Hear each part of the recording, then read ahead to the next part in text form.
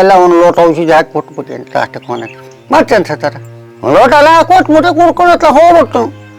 ಇದು ಭೀಮಲಿಂಗ ಕೊಡೋದಂತ ಸ್ವಾಮಿ ತಳಕ್ಕೆ ನಾವು ಬೈರೇದೇವಿ ತಳದ್ದು ಎಲ್ಲೂ ಹೋಗಿಲ್ಲ ನೋಡೇ. ಕೃಷ್ಣ ಇಲ್ಲಿದ್ದಾನೆ, ಅವನಿಗೆ ಹಾಲು ಅನ್ನ ನೀರು ಇಂಥದ್ದೆಲ್ಲ ಬೇಕು. ಗಂಗೆ ಜಲಕ.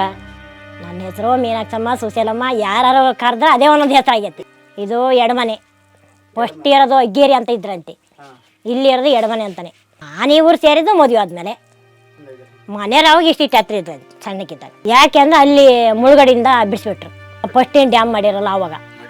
ಹಾಂ, ಮಡೇನೂರು ಡ್ಯಾಮಗೆ ನಮ್ಮ ಅಪ್ಪರಿಗೂ ತೊಂದರೆ ಆಗಿದ್ದು ಆವಾಗ. ಹಾಂ, ಅದು ಬದುಕಿದ್ದು ಹೇಳಕ್ಕೆ ಹೋದ್ರೆ ಸರು ದಿನ ಪಂಚಾಯತಿ ಮಾಡ್ದಂಗೆ ಆಗ್ತಿ. ಕೆಲವು ಜಡ್ಡು ಜಬ್ರೆಲ್ಲ ಕಡ್ದು ಹಿಂಗೆ ನಡ್ತಾ ಹೋದವು ಗಿಡ ಗೆಂಡನ. ಕೆಲವು ಅದಕ್ಕೆಲ್ಲ ಈ ಸರ್ಕಾರದವರು ತಕರಾರು ಮಾಡಿರೋ, ಕೆಲವು ಬಿಟ್ಟು ಅಡಿಕೆ ಗಿಡ, ಬಾಳೆ ಗಿಡ, ತೆಂಗಿನ ಗಿಡ ಹಿಂಗೆಲ್ಲ ಒಟ್ಟು ಏನು ಜೀವನ ಸಾಗಿಸ್ಬೇಕಲ್ಲ ಅಷ್ಟಕ್ಕೆ ಮಾಡ್ತಾಯಿದ್ದೀವಿ. ನಮಗೆ ಯಾವ ಕಡೆನಿಲ್ಲ, ಹುಟ್ಟಿ ಇಲ್ಲ, ದೋಣಿ ಇಲ್ಲ, ಈ ಥರ ಮಾಡ್ಕೊಂಡಿದ್ದೀವಿ ನಾವು ಒಟ್ಟೈತಿ. ಆತ್ಮೀಯ ಕನ್ನಡ ಪ್ಲಾನೆಟ್ ವೀಕ್ಷಕರಿಗೆ ನಮಸ್ಕಾರ. ಇದು ಒಂದು ಕನ್ನಡ ಪ್ಲಾನೆಟ್ನ ವಿಶೇಷ ಕಾರ್ಯಕ್ರಮ. ಶಿವಮೊಗ್ಗ ಜಿಲ್ಲೆಯ ಸಾಗರ ತಾಲೂಕಿನ ದಟ್ಟ ಕಾನನದ ನಡುವೆ ಒಂದು ಹ್ಯೂಮನ್ ಕ್ರೈಸಿಸ್ ಇವತ್ತು ನಡೀತಾ ಇದೆ, ನಮ್ಮ ಕಣ್ಣೆದುರುಗಡೆ ನಡೀತಾ ಇದೆ. ಇತ್ತೀಚೆಗೆ ಕಳೆದ ಫೆಬ್ರವರಿ 2ನೇ ತಾರೀಕು ಸಾಗರದ ಕರೂರು ಹೋಬಳಿಯ ಕಟ್ಟಿನಕಾರು ಗ್ರಾಮದ ಹತ್ತಿರ ಇರತಕ್ಕಂತಹ ಎಡಮನೆ ಅಥವಾ ಎಡಮಲೆ ಊರಿನ ರೈತರಿಗೆ ಅರಣ್ಯ ಇಲಾಖೆಯಿಂದ ದಿಢೀರಂತ ನೋಟಿಸ್ ಹೋಗುತ್ತೆ.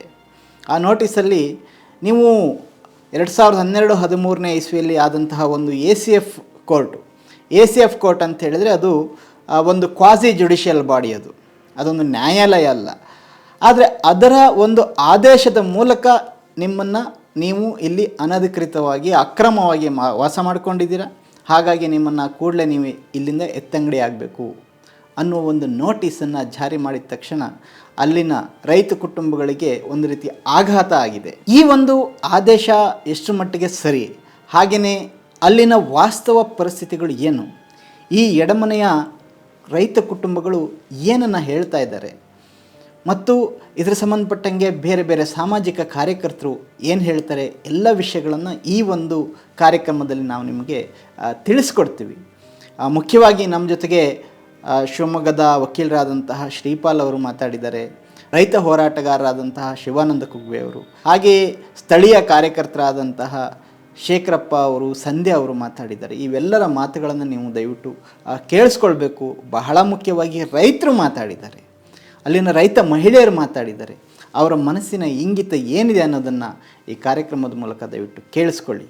ಸಾಗರ ತಾಲೂಕಿನ ಕಾರ್ಗಲ್ ಅರಣ್ಯ ವ್ಯಾಪ್ತಿ ಕಾರ್ಗಲ್ ವಲಯ ಅರಣ್ಯ ವ್ಯಾಪ್ತಿ ಏನಿದೆ, ಇಲ್ಲಿ ಸುಮಾರು ಹಳ್ಳಿಗಳಲ್ಲಿ ಸುಮಾರು 3 ತಲೆಮಾರಿಗೂ ಹೆಚ್ಚು ವರ್ಷಗಳಿಂದ ವಾಸ ಇರತಕ್ಕಂಥ ಕೆಲವು ಅರಣ್ಯವಾಸಿಗಳಿಗೆ, ಅಂದರೆ ಆದಿವಾಸಿ ಜನರ ರೀತಿ ಬದುಕು ನಡೆಸ್ತಕ್ಕಂಥ ಜನರಿಗೆ ಇವತ್ತು ಆತಂಕ ಸೃಷ್ಟಿಯಾಗಿದೆ. ಕಾರಣ ಏನಂದರೆ ಅರಣ್ಯ ಇಲಾಖೆ 1998-99ರಲ್ಲಿ ಕೆಲವು ಪ್ರಕರಣಗಳನ್ನು ಹೂಡಿತ್ತು. ಆ ಪ್ರಕರಣಗಳು 2012-13ರಲ್ಲಿ ACF ಮುಂದೆ ವಲಯ ಅರಣ್ಯಾಧಿಕಾರಿಗಳ ಆದೇಶದ ಅನ್ವಯ ಈಗ ನೀವು ಅಲ್ಲಿಂದ ಜಾಗವನ್ನು ಖಾಲಿ ಮಾಡಿ ವೆಕೆಟ್ ಮಾಡಿರಿ ಅಂತೇಳಿ ಫೆಬ್ರವರಿ 7ನೇ ತಾರೀಕು ಕೆಲವು ಮನೆಗಳಿಗೆ, ಸಾಗರ ತಾಲೂಕಿನ ಹಳ್ಳಿಯ ಕೆಲವು ಮನೆಗಳಿಗೆ ನೋಟಿಸನ್ನು ಅರಣ್ಯ ಇಲಾಖೆ ಕೊಟ್ಟಿದೆ. ಆದರೆ ಎಲ್ಲಿ ಅರಣ್ಯ ಇಲಾಖೆ ನೋಟಿಸನ್ನು ಕೊಟ್ಟಿದೆ ಆ ಜನ ಸುಮಾರು ಮಡೆನೂರು ಡ್ಯಾಮ್ ಅಂತ ಏನಿದೆ, ಆ ಮಡೆನೂರು ಡ್ಯಾಮ್ನ ನಿರಾಶ್ರಿತರವರು. 1939-40ರಲ್ಲಿ ಆ ಮಡೆನೂರು ಡ್ಯಾಮ್ ಆಗುತ್ತೆ. ಅಲ್ಲೂ ಕೂಡ ಅವರು ಯಾವುದೇ ದಾಖಲೆಗಳಿಲ್ಲದೇ ಬದುಕ್ತಕ್ಕಂಥ ಜನ ಆಗಿದ್ದರಿಂದ, ಆಸ್ತಿ ಮನೆಗಳಿಗೆ ದಾಖಲೆಗಳಿಲ್ಲದೆ ಇರೋದ್ರಿಂದ ಅವರನ್ನು ಅಲ್ಲಿಂದ ವೆಕೇಟ್ ಮಾಡಿದ್ಮೇಲೆ ಅವರು ಅನಿವಾರ್ಯವಾಗಿ ಇಲ್ಲಿ ಬಂದು ಜಾಗವನ್ನು ಹುಡ್ಕೊಂಡು ತಮ್ಮ ಬದುಕನ್ನು ಕಟ್ಕೊಂಡಿದ್ರು. ಸಾಗರ ತಾಲೂಕಿನ ಎಡೆಮನೆ ಅಂತಕ್ಕಂಥ ಗ್ರಾಮದಲ್ಲಿ ಬದುಕನ್ನು ಕಟ್ಕೊಂಡಿರ್ತಕ್ಕಂಥ ಜನ ಅವರು. ಆದರೆ ಈಗ ಏಕಾಏಕಿ ಅರಣ್ಯ ಇಲಾಖೆ ನೋಟಿಸನ್ನು ಕೊಟ್ಟು ಇದು ಅರಣ್ಯ ಭೂಮಿ, ಇದು ನೀವು ಖಾಲಿ ಮಾಡಿ ಅಂತೇಳಿ ಒಂದು 3 ಮನೆಗಳನ್ನು ಈಗಾಗಲೇ ಖಾಲಿಯನ್ನು ಕೂಡ ಮಾಡಿಸಿದ್ದಾರೆ. ಆದರೆ ಅವರು ಅಲ್ಲಿ ಬೆಳೆದಿರ್ತಕ್ಕಂಥ ಅಡಿಕೆ ತೋಟ, ಅವರಾಗಿ ಕಟ್ಟಿರ್ತಕ್ಕಂಥ ಮನೆಗಳು, ಕೊಟ್ಟಿಗೆ, ಇದು ಎಲ್ಲವನ್ನೂ ಬಿಟ್ಟು ಹೋಗಿದ್ದಾರೆ. ಇದನ್ನು ಸರ್ಕಾರ ಗಮನ ಹರಿಸ್ತೇನೆ ಇರ್ತಕ್ಕಂಥದ್ದು ಕೂಡ ಮಹಾ ದುರಂತ. ಇದು ಹೊಂಡ್ರಿ ಅಂದ್ರೆ ಸ್ವಾಮಿ ಇದೆಲ್ಲ ತಗೊಂಡು ಹಾಗೆ ಓಡಕ್ಕೆ ಬರುತ್ತಾ? ಒಂದು 4 ದನಕರು ಇದ್ದಾವೆ, ಹಿಂಗೆ ಇಲ್ದಿತ್ತು ಸಂಸಾರ ಮಾಡಿದ್ದು. ಅವಾಗ ಏನು ಮಾಡ್ಬೇಕು ನಾವು? ಈಗ ಇದೆಲ್ಲ ಬೇಕು, ಕೊಡೋನಿ ಕೊಡ್ಬೇಕು, ಇಡೋದು ಇಟ್ಕೋಬೇಕು, ಉಣ್ಣಾಕ್ ಬೇಕು, ಮತ್ತು ಸಂಸಾರಕ್ಕೆ ಮನೆ ಬೇಕು, ಮಠ ಬೇಕು, ಹಾದಿ ಮೇಲೆ ಕೂತ್ಕೊಳಕ್ಕಾಗ್ತ? ನೀವೇ ಹೇಳಬೇಡಿ, ನಿಮಗೂ ಅಂತಾನೆ ನಮಗೂ ಅಂತಾನೆ. ಎಲ್ಲ ಮಾನವ ಬದುಕೋದು ಸಂಸಾರ ಮನೆ ಬೇಕು ಅಂತಲೇ ಸಿಗಲ್ಲ, ಬೇಡ ಅಂತೇನು ಬದುಕಲ್ಲ. ಈಗ ಮಾನವ ನಾವು ಇರ್ಬೇಕು ಅನ್ನೋದೇ ಆಸೆ, ಸಾಯ್ಬೇಕು ಅಂತ ಯಾರಿಗೂ ಆಸೆ ಇಲ್ಲ, ನಿಮಗೂ ಇಲ್ಲ, ನನಗೂ ಇಲ್ಲ, ಮತ್ತೊಬ್ಬರಿಗೂ ಇಲ್ಲ. ಹಾಗೆ ಬೌಂಡ್ರಿ ಮಾಡಿಕೊಟ್ರು, ಬೌಂಡ್ರಿ ಮಾಡಿದ್ರೆ ಏನು ಅಡ್ಡಿಲ್ಲ ಅಂದರು. ಕಡೆಗೆ ಮತ್ತೆ ಈಗ ತಕರಾರು ಮಾಡಿ ಎಲ್ಲರೂ ಬಿಡಿ ಬಿಡಿ ಅಂತಾರೆ. ಹೆಸರ ನಮ್ಮ ಹೆಸರ ಗಣಪತಿ ನಾಯ್ಕರು. ಊರ ಹೆಸರ ಎಡಮೇಲೆ. ನನ್ನ ಅಪ್ಪ ಮುಂಚೆ ಎಷ್ಟು ಇಸ್ವಿ ಬನ್ನ ಅದು ನಮ್ಗೆ ಇಸ್ವಿ ಗೊತ್ತಿಲ್ಲ. ನಮ್ಮಪ್ಪ ಬಂದರು 60ರ ಮೇಲಂತೂ ನಾವು ಬಂದವರು, 60ರಿಂದ ಬಂದವರು. ಅದ್ರ ಮೇಲೆ 24ನೇ ಇಸ್ವಿಲಿ ಇಲ್ಲಿ ಬಂದವು. ನಾನು 24 ಈ ಊರಿಗೆ ಬಂದವು. ಅಲ್ಲಿ ಬಿಟ್ಟರು, ಅಲ್ಲಿಂದ ಬಿಟ್ಟುಗಡೆ ಮಾಡಿ ಇಲ್ಲಿ ಬಂದೆ ಜಮೀನು. ಅಲ್ಲಿ ನನ್ನ ತಂದೆ ಊರಿಗೆ, ಅಲ್ಲಿಂದ ಇಲ್ಲಿ ಬಂತೇರ್ನ, ಇಲ್ಲೇ ಉಳ್ಕೊಂಡೆ. ನಿಮ್ಗೆ ಎಷ್ಟು ಜನ ಮಕ್ಕಳು? 2. ನಿಮ್ಮ ಸ್ವಂತ ಊರು ಯಾವುದು? ಸ್ವಂತೂರು ಹೆರ್ಬಟ್ಟು ಹತ್ರಿ. ಈಗ ಊರು ಬಿಡ್ಬೇಕು ನೀವು ಎಲ್ಲಾರು ಹೋಗಿ ಅಂದ್ರ ನಾವು ಈ ಗುಡ್ಡ ಮೇಲೆ ಹೋಗೋದಿಲ್ಲ. ಮಕ್ಳ ಮೇಲೆ ಸಣ್ಣ ಓದ್ಸವು ಎಲ್ಲ ಇದ್ದೇವೆ. ಇಲ್ಲಿ ಎಷ್ಟು ಜಮೀನು ಐತೆ ನಿಮಗೆ? ನಾವು ಎಷ್ಟು ಎಕರೆ ಐತಪ್ಪ ಇಲ್ಲಿ? 2.5 ಆಗ್ಬೇಕು. ಏನು ಬೆಳಿತೀರಿ? ಇದೇ ಗದ್ದೆ, ತೋಟ ಒಂದು ಸ್ವಲ್ಪ ಐತಿ. ಭತ್ತ. ಇಲ್ಲಿ ಇಷ್ಟೆಲ್ಲ ಕಷ್ಟದಾಗ ಹೆಂಗ್ ಬದುಕ್ತೀರಿ ನೀವು? ಕಟ್ಟದಾಗ ಬದುಕೋದು ಏನು ಮಾಡಕತ್ತಾರ? ಇಲ್ಲಿ ನೆಟ್ಟಗೊಂದು ರಸ್ತೆ ಇಲ್ಲ. ರಸ್ತೆ ಇವರೇ ಕೊಡೋದು ಮಾಡುದು, ರೋಡ ಯಾರು? ಜನ ಇವರೇ, ಊರಾಗಿನರೇ. ಜನ ಮಾಡಿದ್ದು. ಸರ್ಕಾರ ಯಾಕೆ ಮಾಡಲ್ಲ ನಿಮ್ಗೆ? ಸರ್ಕಾರ ರೋಡ್ ಮಾಡಲ್ಲ ಅವ್ರು. ಯಾಕೆ? ನಾವು ಇಲ್ಲಿ ಮಾಡಲ್ಲ ಅಂತ ಅವ್ರು ಆಚೆ ಮಾಡ್ಯಾರಿ. ಆಚೆಗೆ ಪೊಡ್ಬಿಡ್ ಹತ್ರ ಬರಕ್ಕೆ. ಈ ಕಡೆ ಯಾಕೆ ಮಾಡಲ್ಲಂತೆ? ಮಾಡಲ್ಲ. ನಿಮಗೆ ಈ ಕಡೆ ಮಾಡಿದ್ರೆ ಫಾರೆಸ್ಟ್ ಮಾಡವ. ನಿಮ್ಗೆ ಯಾವಾಗ ನೋಟಿಸ್ ಕೊಟ್ರು? ನೋಟಿಸ್ ಬಂದು ಸುಮಾರು ವರ್ಷ ಆತ. ಈಗ ಮೊನ್ನೆ ನಮ್ಮ ಕೊಡ್ಲ ಆ ಬುದ್ಧಿ ಎಲ್ಲ ಕೊಟ್ಟೋಗ್ಯಾರಿ. ಈಗೆಲ್ಲ ಏನಂತಾರೆ ಜನ? ಊರು ಬಿಡ್ಬೇಕು ಅಂತ, ನೀವು ಇಲ್ಲಿ ಇರೋಕ್ಕಾಗಲ್ಲ, ಎದ್ದು ಹೋಗಿ ಅಂತ. ನಾವು ಗದ್ದೆ ನಟೀವಿ, ನಾವು ಕೊಯ್ದಾಕ ನಾವು ಹೋಗಲ್ಲ. ನಾವು ಹೋಗೋದು ಎಲ್ಲಿಗೆ? ನೀರಿಲ್ಲದೆ ಗುಡ್ಡೆ ಮೇಲೆ ಕೂಲೋದೆಲ್ಲಿ? ಬೆಳೆ ಇಲ್ಲದೆ ಊಟಕ್ಕೆ ಬೇಕಲ್ಲ, ಹಾರೋಕೆ ಹೊಕ್ಕೇನಲ್ಲ. ನಾವು ತಪ್ಪನ ಹೋಗಿ ಮನೆಯೆಲ್ಲ ತಗೊಂಡು ಹೋಗ್ಬೇಕಲ್ಲ.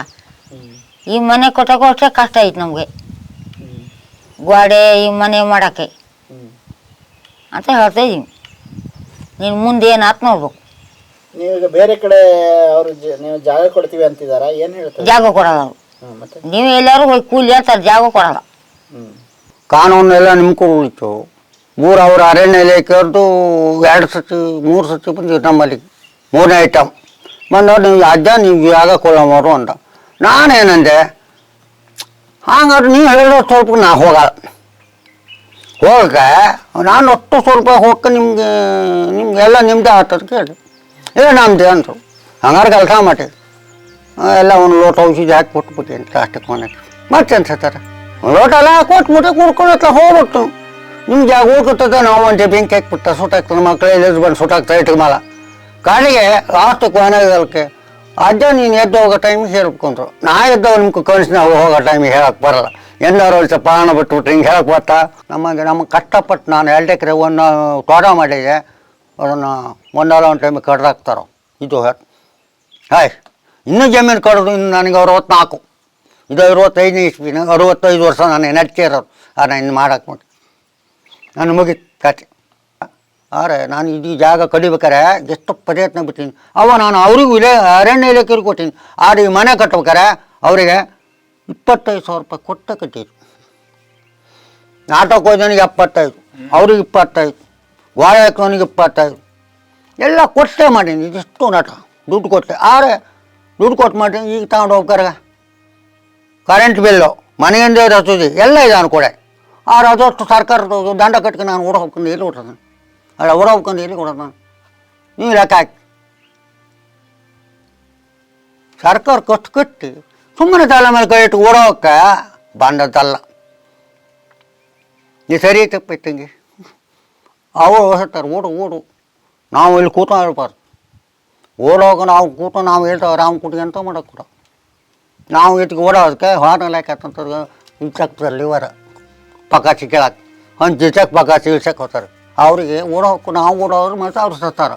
ಗೊತ್ತೆ ಕುತ್ಕೊಂಡು ಅವು ಎಂತ ಮಾಡೋಕೆ ಕೂಡ ಮನೆ ಏಸಪ್ ಇಲ್ಲಿಂದ ಹೋಗ್ಯಾರೆ ಹೋದ ಅಲ್ಲಿ ಹೋದ ನೋಡ್ಯಾರ ಕಿತಾಕ್ ಆರಾಮ ಹೇಳೋ ಕಿತಾಕ್ ವಾಚರ್ಗಳು ಕಿತಾಕ್ ಅವನು ಹೇಳ್ತಿದ್ದ ಅವ್ರು ಬಂದು ಹೇಳ್ಕೊಬಂದು ಕಿಡಾಕ ಅವನು ಅವ್ರದ್ದು ತಪ್ಪಿಲ್ಲ, ಯಾರೋ ವಾಚರ್ಗಳು ಫಾರೆಸ್ಟರು ಇವತ್ತು ತಪ್ಪಿಲ್ಲ. ಡಿಒಪಾಲ್ ಕೇಳಿರ್ಬೇಕು. ನೀವು ಡಿ ಸಿ ಆದಾಗ ಅವ್ನ ಮೇಲೆ ಡಿ ಸಿ ನೀವೇ ಡಿ ಸಿ ಅಂತ ಇಟ್ಟಿಲ್ಲ, ಅಕಸ್ಮಾತ್ ಅವ್ನ ಮೇಲೆ ಕಿತ್ತಲ್ಲ ಅವನೇ ಕರ್ಬೇಕು, ನೀವು ಕಿಲ್ಲ ತಪ್ಪು ಯಾರ್ತು ಅವ್ನ ತಲೆ ಮೇಲೆ ಇರ್ತೈತೆ, ನಿಮ್ಮ ತಲೆ ಮೇಲೆ ಬಲ್ಲ. ಮಡೆನೂರು ಡ್ಯಾಮ್ ಏನು ಆಯ್ತಲ್ಲ, ಇಲ್ಲಿ ಮಡೆನೂರು ಡ್ಯಾಮು ಕಟ್ಟಿದ ಮೇಲೆ ಭಾಳಷ್ಟು ಕುಟುಂಬಗಳು ಬೇರೆ ಬೇರೆ ಬೇರೆ ಕಡೆ ಎಲ್ಲ ವಲಸೆ ಹೋದರು. ಕಾಡಲ್ಲಿ ಅಲ್ಲಿ ಇಲ್ಲಿ ಎಲ್ಲ ಸೇರ್ಕೊಂಡ್ರು. ಅಲ್ಲಿ ಇದ್ದು ಬಂದು ಜಮೀನೆಲ್ಲ ಸ್ವಲ್ಪ ಏನೋ ಕಾಣ್ತು, ಸ್ವಲ್ಪ ಜಮೀನು ಕಾಣ್ತು, ಒಂದಿಷ್ಟು ನೀರು ಕಾಣ್ತು, ಹೊಳೆ ಕಾಣ್ತು, ಅಂತಲ್ಲಿ ವಾಸ್ತವ್ಯ ಹೂಡಿದ್ರು ಅವರು. ಸರ್ಕಾರದವ್ರು ಆ್ಯಕ್ಚುಲಿ ಕೊಡಲಿಲ್ಲ, ಸರ್ಕಾರ ಖಾತೆದಾರಿಗೆ ಪರಿಹಾರ ಕೊಡ್ತು. ಅದರ ಜೊತೆಗೆ ಕೃಷಿ ಕಾರ್ಮಿಕರು, ಸಣ್ಣ ರೈತರು, ಇವರು ಗೇಣಿದಾರರಾಗಿದ್ರಲ್ಲ, ಇವರು ಗೇಣಿದಾರ ಕುಟುಂಬಗಳಿವೆಲ್ಲ ಆ ಕಾಲದಲ್ಲಿ, ಅವರಿಗೆ ಪರಿಹಾರ ಸಿಗಲಿಲ್ಲ. ಈಗ ಅದು 3ನೇ ಜನ್ರೇಷನ್, 2 ಅಲ್ಲ 3, 4ನೇ ಜನ್ರೇಷನ್ನು ಈಗ ಅಲ್ಲಿರೋದು.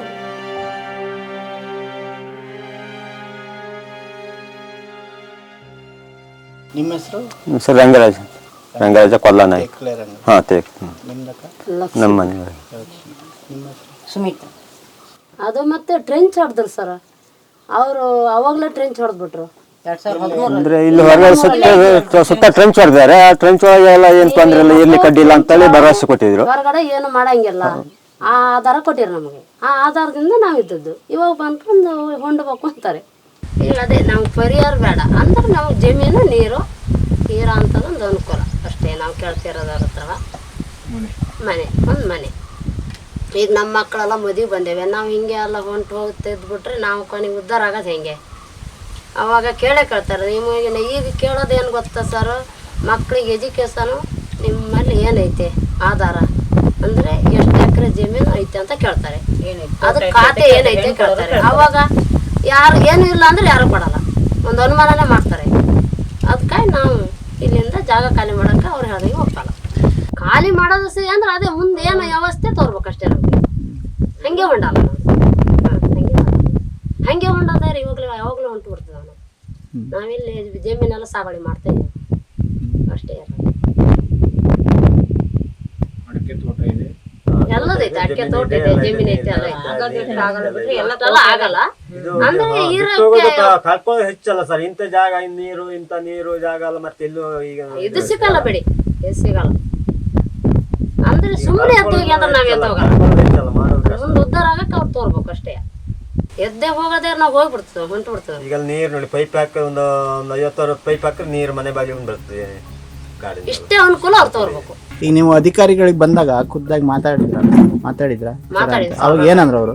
ಅವ್ರು ಇಲ್ಲ, ಇಲ್ಲಿ ಎಷ್ಟು ವರ್ಷ ಇದ್ರು ನಿಮ್ಗೆ ಇರಕ್ ಆಗಲ್ಲ, ಇಲ್ಲಿ ಏನು ಸಿಕ್ಕಲ್ಲ, ನಿಮ್ಗೆ ಸಿಗಲ್ಲ, ನೀವು ಹೊಂಡಬೇಕು ಅಂತಾರೆ. ನೀವು ಯಾವಾಗಿದ್ರು ಹೊಂಡ್ಬೇಕು. ಅವ್ರು ಯಾರು ಇಲ್ದ ಟೈಮಿಗೆ ಬರ್ತಾರೆ. ಮತ್ತೆ ಒಬ್ರು ನಾವು ಹೆಂಗಸರಿದ್ದಾಗ್ಲೇ ಬರೋದು, ನಮ್ ಕೂಡ ಒಂದ್ ಸೈನ್ ಹಾಕ್ಸಿ ಹೋಗ್ಬಿಡೋದು. ಅವಾಗ ನಾವ್ ಏನ ಅಂತೇಳಿ ನಮ್ಗೆ ಗೊತ್ತಿಲ್ಲ, ಮನೇಲಿ ಇದಾರೆ ನೀವು ಹೋಗಿ ಅಂದ್ರೆ ಸೈನ್ ಹಾಕಿ ಯಾರು ಟಿವಿ ಬರ್ತಾರ ಸೈನ್ ಹಾಕಿ ಕೊಟ್ಟಿರ್ತಾರೆ. ನಮ್ಮ ಅಜ್ಜ ಇದೆ ಅಂತ ಇದು ಬಿಡಸೇ ಇಲ್ಲ, ಎಲ್ಲ ಹೊಂಟ್ಯಾರ ನಾಮ್ನೇನ್ ಬಿಟ್ಕೊಂತಾರ ಇವ್ರು ಅಂತ ಈ ಲೆಕ್ಕ. ಎಲ್ಲರೂ ಹೊಂಟಾಗ ನೀವು ಒಬ್ರು ಇರ್ತೀರ ಅಂತ ಅವ್ರು ಈ ತರ ಹೇಳ್ತಾರೆ. ಈಗ ನೋಡ್ರಿ ಗಿಡಬೇಕು ಅಂತಾರಲ್ಲ ಅವರು. ಈಗ ಮನೆ ಕೊಟ್ಟಾರೆ, ಕರೆಂಟ್ ಕೊಟ್ಟಾರೆ, ನೀರ್ನಲ್ಲಿ ಕೊಟ್ಟಾರೆ, ಗೌರ್ಮೆಂಟ್ ಮನೆ ಕೊಟ್ಟಾರೆ. ಈ ಸೌಲಭ್ಯ ಯಾಕೆ ಬಂತು? ಮೊದ್ಲಿಂದ ಗೊತ್ತಾಗ್ಲ ಅರಣ್ಯ ಅಂತಿದ್ದು, ಇವಾಗ ಬಂತಲ್ಲ. ಇದು ಕೊಡ್ಬೇಕಾದ್ರೆ ನಮ್ಗೆ ಏನು ಕೊಡ್ಬಾರ್ದಿತ್ತು, ಮಂಡಿ ಅನ್ಬೇಕಿತ್ತು. ಅದಕ್ಕೆ ರೆಡಿ ಇರ್ತದ ನಮ್ಗೆ. ಇಷ್ಟು ಸೌಲಭ್ಯ ಕೊಟ್ಟು ಈಗ ಹೊಣಿಸ್ತಾರಲ್ಲ ಅವರು, ಅದಕ್ಕೆ ನಾವು ರೆಡಿ ಅಲ್ಲ. ಈಗ ಫಾರೆಸ್ಟ್ ಇಲಾಖೆ ಈಗ ಒಂದು ಗಡಿ ಅಂತ ಮಾಡುತ್ತೆ. ಅಲ್ಲಿ ಗಡಿ ಅಂತ ಮಾಡಿಕೊಂಡು ನೀವು ಜನವಸತಿ ಪ್ರದೇಶವನ್ನು ನಿಮ್ಮ ಸ್ವಾಧೀನ ಇರಲಿ, ನೀವು ಬೆಳೆ ಮಾಡಿಕೊಂಡು ಸ್ವಾಧೀನ ಇಟ್ಕೊಳ್ಳಿ ಅಂತ ಒಂದು ಗಡಿ ಮಾಡುತ್ತೆ. ಆನಂತರ ಈ ಅರಣ್ಯ ಪ್ರದೇಶ ಇದು ವೈಲ್ಡ್ ಲೈಫ್ ಸೆಂಚುರಿ ಇದನ್ನು ಬಿಡಿಸ್ಬೇಕು ಅಂತ ನೋಟಿಸ್ ಕೊಡುತ್ತೆ. ಈ ದ್ವಂದ್ವ ನೀತಿ ಯಾಕೆ? ಬಿಡಿಸೋದಾದ್ರೆ ಆವಾಗಲೇ ಬಿಡಿಸಿದ್ವಿ, ಅವ್ರಿಗೊಂದು ಬದುಕು ಕಟ್ಕೊಳ್ಳಿಕ್ಕೆ ಬೇರೆ ಕಡೆ ಎಲ್ಲ ನೋಡಿ ಬದುಕು ಕಟ್ಕೊಳ್ಳಿಕ್ಕೆ ಅನುಕೂಲ ಆಗ್ತಿತ್ತು. ಹಿಂದೆ ನೋಟಿಸ್ ಕೊಟ್ಟು ಅವ್ರನ್ನ ಒಂದು ಅಗಳಗಲ ಕೂಡ ತೋಡಿ ಹಾಕಿದ್ದಾರೆ. ಫಾರೆಸ್ಟ್ ಜಾಗ ಇಷ್ಟು, ನೀವು ಅವ್ರ ಆಚೆಗೆ ಇರಬೇಕು ಅಂತ ಹೇಳಿದ್ದಾರೆ. ಒಂದು 10-15 ವರ್ಷದ ಹಿಂದೆ ಹೇಳಿದ್ದಾರೆ. ಮತ್ತೀಗ ಅದನ್ನು ದಾಟಿ ನಿಮ್ಮ ಜಾಗ ಜಮೀನು ಎಲ್ಲ ಬಿಟ್ಟು ನೀವು ಹೋಗಬೇಕು ಅಂಥೇಳಿ ನೋಟಿಸ್ ಕೊಡ್ತಾರೆ ಅಂತಂದರೆ, ಈ ವೈಲ್ಡ್ ಲೈಫಿನ ಕಾನೂನುಗಳ ಪರಿಣಾಮವಾಗಿ ಅಲ್ಲಿ ಜನನ ಇನ್ನು ಅತಂತ್ರ ಮಾಡೋಕ್ಕೆ ಹೊರಟಿದ್ದಾರೆ ಇವತ್ತು ಅರಣ್ಯ ಇಲಾಖೆ ಜೊತೆ ಸರ್ಕಾರದ ನೀತಿ. ಇವತ್ತು ಮುಳುಗಡೆಗೋಸ್ಕರ ಶರಾವತಿ ಅಂತ ಪ್ರಾಜೆಕ್ಟಿಗೋಸ್ಕರ ತ್ಯಾಗ ಮಾಡಿದ್ದಾರೆ ಅವ್ರು, ಭೂಮಿ ಜೀವನ ಊರೆಲ್ಲ ತ್ಯಾಗ ಮಾಡಿದಂಥವ್ರಿಗೆ ಇವತ್ತಿಗೂ ಒಂದು ಸರಿಯಾದಂಥ ಸ್ಥಾನ ಕೊಡಲಿಲ್ಲ, ಹಕ್ಕುಪತ್ರ ಕೊಡಲಿಲ್ಲ, ಅವರಿಗೆ ಪುನರ್ವಸತಿ ಮಾಡಲಿಲ್ಲ. ಭಾಳ ನಾಚಿಕೆಗೇಡಿದು. ಒಂದು ಹಳ್ಳಿ ಮುಳುಗಡೆ ಆತಂತೇಳಿ ಅಲ್ಲಿ ಬಿಟ್ಟರು ಸರ್ ಎಬಸರು. ಆವಾಗ ಈ ಊರಿಗೆ ಬಂದು ನಮ್ಮ ಅಪ್ಪ ನಡ್ಕೊಂಡೆಲ್ಲ ಬಂದು ಈ ಊರಾಗೆ ನೀರಿಗೆಲ್ಲ ಅನುಕೂಲ ಇತ್ತು ನಮ್ಮ ರೈತರಿಗೆ ಅಂತೇಳಿ ಮಾಡ್ದೆ. ಆವಾಗ ಏನಾಯ್ತು ಅಂದರೆ ಅವ ಕಾಲ ಕಳ್ಕೊಂಡ, ಅಪ್ಪ ತಾಯಿಯೆಲ್ಲ ಕಾಲ ಕಳ್ಕೊಂಡ್ರು. ಈಗ ಮುಂದೆ ನಮಗೆ ಖಾತೆ ಮಾಡಿಕೊಡ್ತೀನಿ, ರೆಕಾರ್ಡ್ ಮಾಡಿಕೊಡ್ತೀನಿ ಅಂತ ಎಲ್ಲರೂ ರಾಜರ ಕೇಳಿ ಹೇಳಿದ್ರು. ಅದು ಯಾವುದೂ ಮಾಡಿಕೊಡ್ತಿದ್ದಿಲ್ಲ. ಯಾಕಂದರೆ ಕಡೆಗೆ ಡಿಪಾರ್ಟ್ಮೆಂಟ್ನವ್ರು ನಾಳೆ ಬಿಡಬೇಕು ನಾಳೆ ಬಿಡಿದ್ರೆ ನೋಟಿಸ್ ಕೊಡ್ತಾ ಬಂದರು. ಆವಾಗ ನಾವು ಎಲ್ಲಿ ಹೋಗ್ಬೇಕತ್ತ ಸರ್ ಈಗ? ಅದು ಹೆಂಗಂದರೆ ಅರಣ್ಯ ಭೂಮಿ ಇನ್ನೂ ಇದು ಏನೂ ಡಿಪಾರ್ಟ್ಮೆಂಟಿಗೆ ಸಂಬಂಧ ಇಲ್ಲ, ಅರಣ್ಯ ಭೂಮಿ ಅಂತೇಳಿ ನಾವು ಆವಾಗ ನಮಗೆ ಕರೆಂಟು ಕೊಟ್ಟರು, ಹಸಿರಿನ ಮನೆಯೂ ಕೊಟ್ಟರು. ಈಗ ಬತ್ತ ನಮ್ಮ ಸ್ವಲ್ಪ ಬೌಂಡ್ರಿ ಮಾಡಿ ಕೊಟ್ಟರು, ಇಲ್ಲಿ ಒಳಗಡೆ ನೀವು ಮಾಡಿಕೊಳ್ಳಿ, ನಾವು ಹೊರಗಡೆ ಮಾತ್ರ ನೀವು ಹೋಗಬೇಡಿ ಅಂತೇಳಿ. ನಾವು ಅದು ಒಂದು 3 ವರ್ಷದ ಹಿಂದೆ ಮಾಡಿಕೊಟ್ರು. ಆವಾಗ ನಮಗೇನಾಯ್ತು ಅಂದರೆ ನಮಗೆ ಆಗೊಂದು ಧೈರ್ಯ ಆಯ್ತು, ಯಾಕಂದರೆ ನಮ್ಮ ಭೂಮಿ ನಮಗೆ ಉಳಿತಲ್ಲ ಅಂತಾಯ್ತು. ಈಗ ಏನು ಮಾಡಿದ್ರು, ವರ್ಷ ಹೋದಂಗೂ ಈಗ ನಿಮ್ಮದು ಯಾವುದೋ ಖಾತೆ ಇಲ್ಲ, ನಮ್ಮ ಜಾಗ ನಮಗೆ ಬಿಟ್ಕೊಡ್ಬೇಕಂತ ಅವರು ಒತ್ತಡ ಜಾಸ್ತಿ ಇದೆ. ನಮಗಿದರಲ್ಲಿ ನೀವು ಅದಕ್ಕೆ ಮುಂಜೂರತೆ ಕೊಡಬೇಕು, ನಮ್ಮ ಬದುಕಕ್ಕೆ ನೀವು ಚಾನ್ಸ್ ಕೊಡಬೇಕು. ಇಲ್ಲಂದ್ರೆ ನಾವು ಎಲ್ಲೋ ಹೋಗಿ ಬಿದ್ದು ಸಾಯೋದಕ್ಕಿಂತ ಎಲ್ಲೋ ಹೋಗೋದೇ ಒಳ್ಳೆಯದಲ್ಲ. ಏನು ಮಾಡೋದು? ನಾವು ಈಗ ಇಷ್ಟೇ, ನಾವು ಇದ್ರೆ ಅಲ್ಲೇ ಸಾಯ್ಬೇಕು, ಇಲ್ಲಿದ್ರೆ ಎಲ್ಲ ರೋಡ್ ಮೇಲೆ ಬಿದ್ದು ಸಾಯ್ಬೇಕು ಅಷ್ಟೇ, ಬಿಟ್ಟು ಮತ್ತು ಬೇರೆ ಮಾರ್ಗ ಯಾವುದೋ ಮಾತ್ರ ಇಲ್ಲ. ದುಡ್ಡು ಕಾಸು ಕಿರಾಯ ರೋಡ್ ದುಡ್ಡು ಕೊಟ್ಟ ಜಮೀನು ಕಿರಾಯಿಗೆ ತಗೊಂಡು ನಮ್ಮ ಹತ್ರ ಬಂಡವಾಳ ಇಲ್ಲ. ನಿಮ್ಮ ಹೆಸರೇನು? ಬೀರ್ನಾಯ್ಕ, ಊರು ಎಡಮನೆ. ತಂದೆಯವ್ರ ಹೆಸರು? ತಿಮ್ಮನಾಯ್ಕ. ಯಾವ ಪೈಕಿ ನೀವು?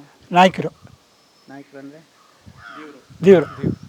ಹಾಂ, ಕೇಂದ್ರ ಸರ್ಕಾರದ ಕಾನೂನು ಇವತ್ತು ಅರಣ್ಯ ಹಕ್ಕು ಕಾಯ್ದೆ ಅಂತ ಇದೆ.